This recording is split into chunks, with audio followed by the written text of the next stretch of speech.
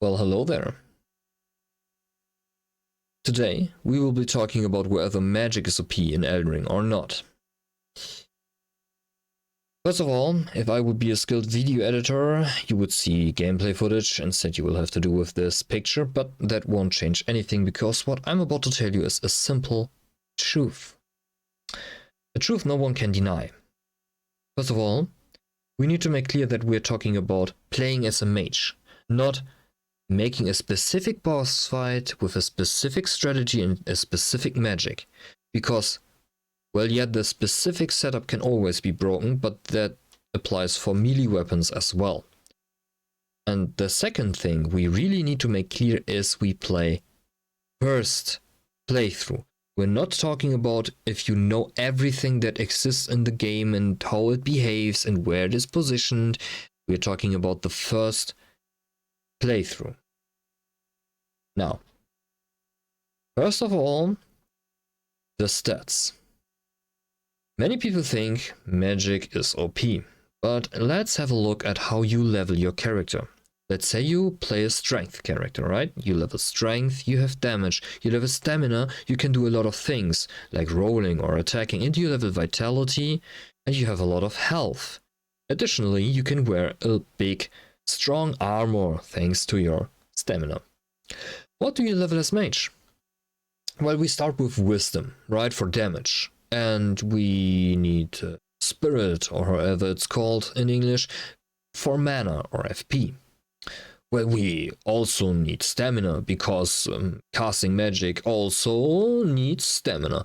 And a little bit of health would be nice as well, because, well, you don't want to be one-shot from everything. Oh yeah, dexterity, because when you get your stronger skills later, they do need a lot of casting time, and you don't want to be interrupted by fast enemies or bosses every time, only because your magic has such a slow cast time. Well, leveling 5 stats instead of 3 is an insane difference. Even if you level up only 4, it is an insane difference. Now, let's talk about something else. The flasks. Like, you know what I mean. The red and the blue bottle. As a warrior, you end up in a boss fight rather early, right? And you have like 5 flasks. What do? 4 red, 1 blue? I suppose. 1 blue because you have a really cool weapon art and you want to use it sometimes. Keep in mind, talking about first playthrough.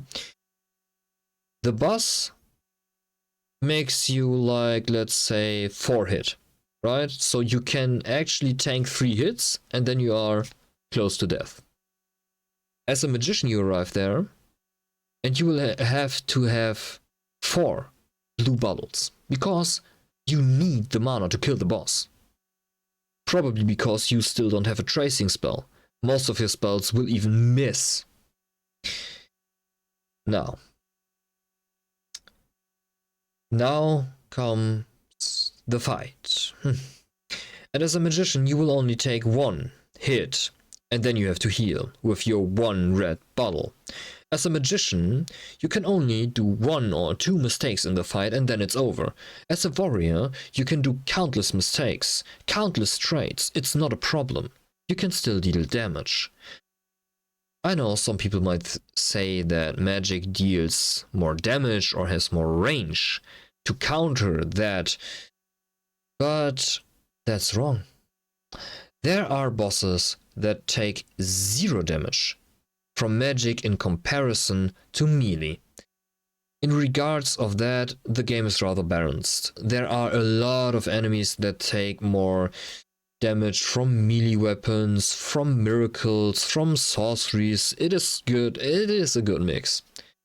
But the range thing, that is where many people say magic is OP, because they see you killing low enemies on range without ever reaching them.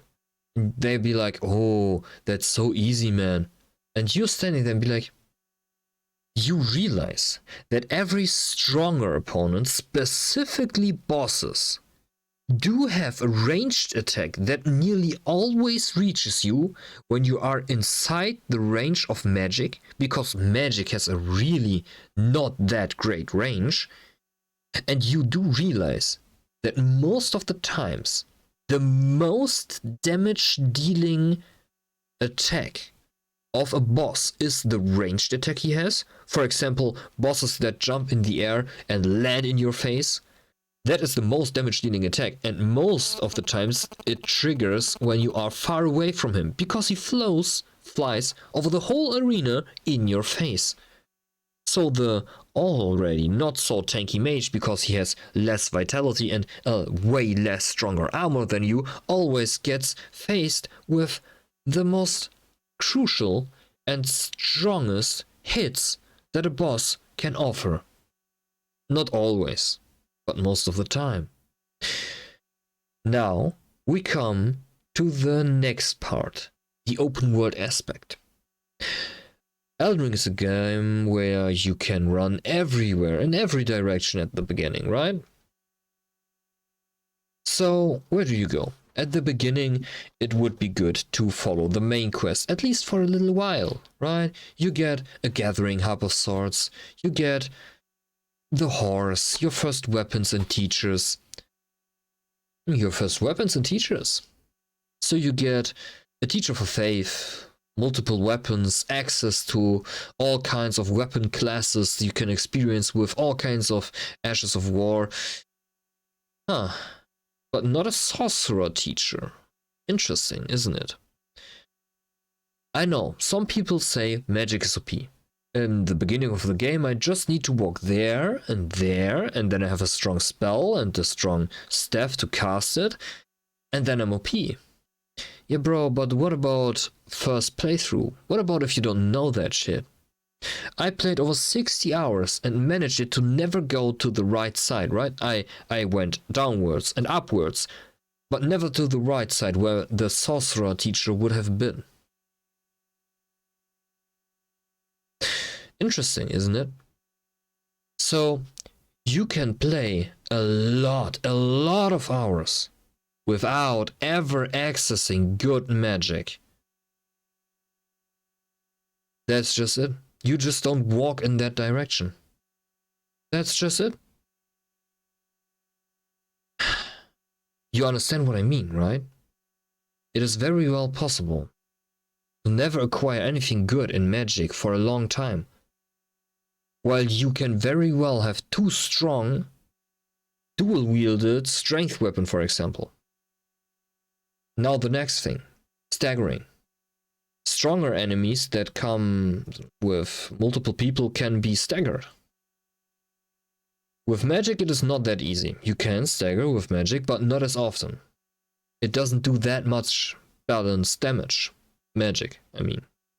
So, while there is the, well, good side of doing ranged attacks, like I said, most enemies are very well capable of either making their own ranged attacks or jumping into your face.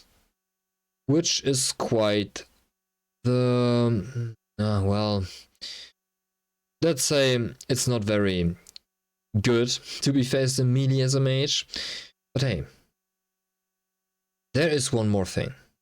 Many people think that stuff is OP, like magic, because they see people running through levels with magic, right?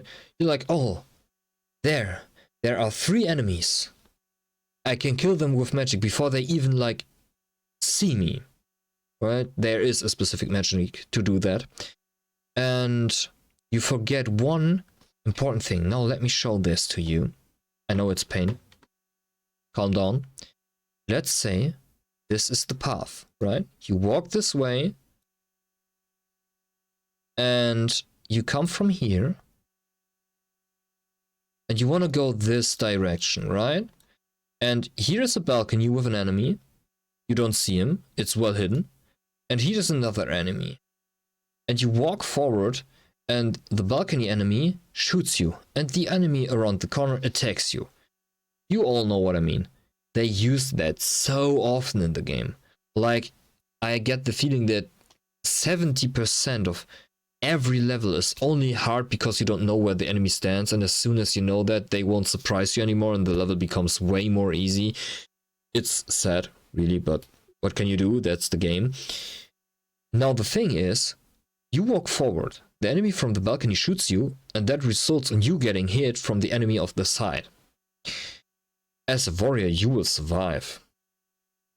Given you will take damage, you will have to heal yourself, you will kill the melee enemy and have to walk around everywhere to find the way to the enemy on top. But as a mage, you will also have to run through the whole level because you don't want to miss loot. The bad thing is, you will die.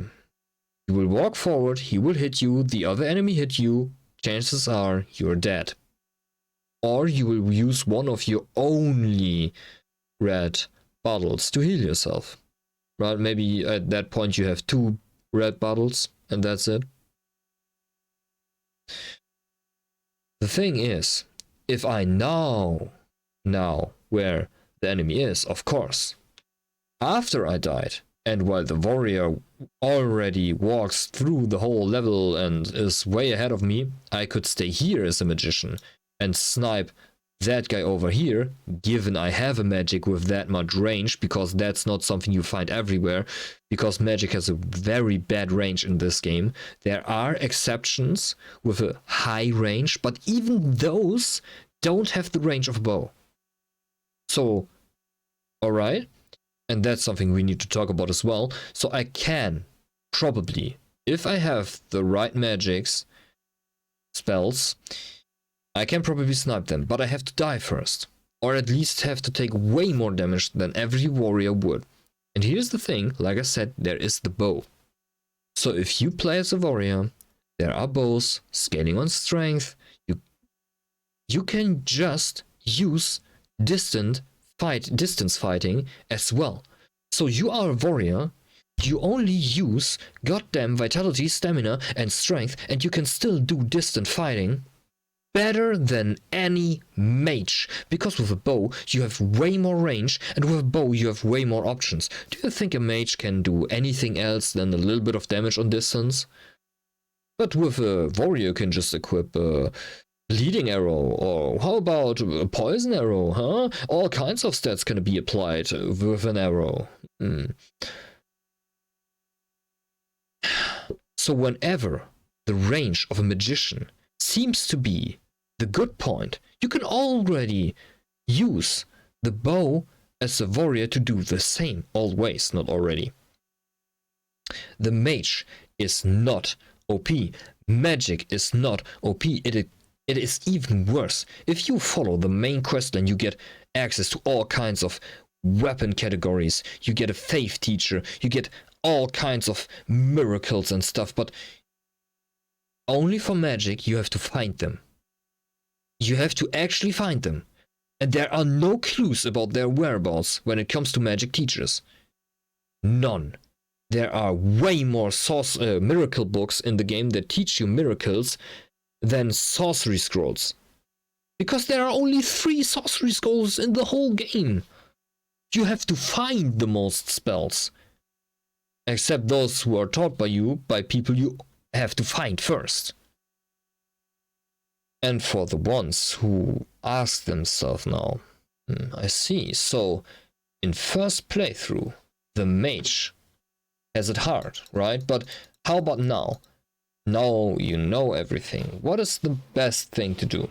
Like, I mean, now that you know everything, wouldn't you be able to make a really easy playthrough as a mage? And I'm gonna answer that honestly. No. I mean, yes, but not in comparison to everything else. The strongest distance weapon is still the bow. It has the highest range, and it has the highest possibilities of applying all kinds of stuff.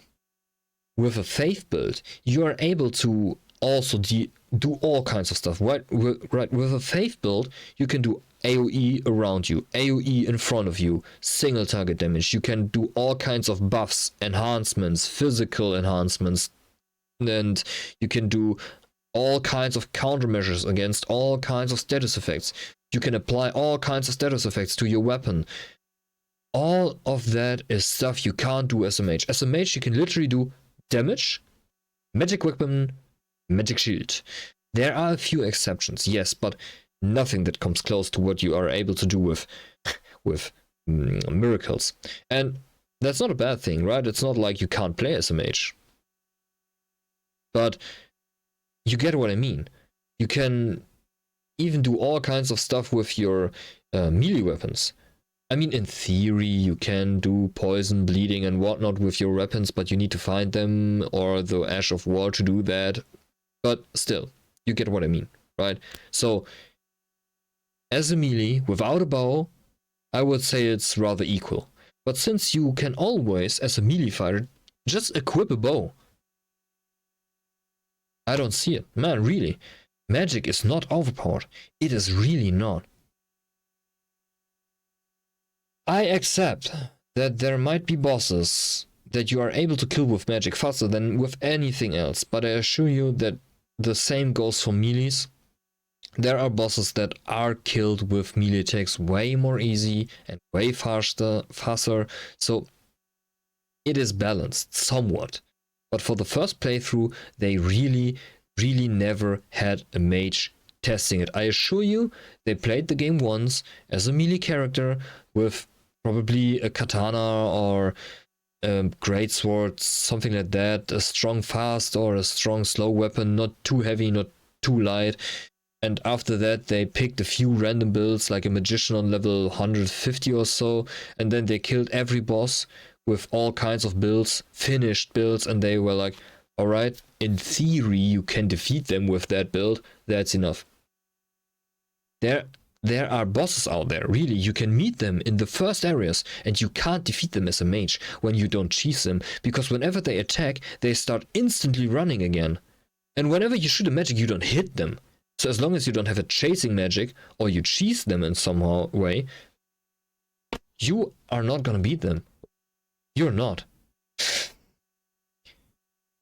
Magic is not OP, it is underpowered. It starts with the fact that you have to raise or level more stats as a mage. It goes on with the fact that you need way more blue bottles. You need to have less heal while having less defense and less vitality. And the range that you get in exchange is not OP, because yes, there are a lot of low level mobs that can't really do anything and you can kill them from a safe distance, but most of the enemies in the game have a distance attack of any sort, and really the stronger the enemy, the stronger the distance attack, the faster they are, the more damage they deal with that attack. It is not overpowered, and if you really think it is, then you just don't understand. And if you really still believe that magic is OP, then I want you to play a Souls game. Anything from Demon Souls to Elden Ring that you never played before, or you wait for the next Souls game and you play as a mage. Pure mage, not melee with a few spells or anything bullshit like that. Your only damage stat will be wisdom. You play as a mage without knowing the items, without googling anything or looking at a beginner's guide for mages or stuff like that. Go into the game blindly and play as a mage. You will see you will have way more troubles than you ever had playing those kinds of games as a melee character in the first try. Only talking about the first try, because yes, I see it. I see a lot of levels out there where I stay as a mage and be like, okay, there's an enemy, there's an enemy, there's an enemy, there's an enemy, and I can snipe basically the whole level and be done with it. And it is super easy, but that only goes for me now, because I know where the enemies are, because they killed me before. And once again, you can do that in Elden Ring perfectly fine with a bow. There are even bosses you can hit on a distance without them ever getting close to you, from a distance you could never dream of while using magic. So, there you go. Alright, it is a simple truth and you can't argue with it. It is like that. It just is. Have a good day and whatever. I don't know, man. I don't know.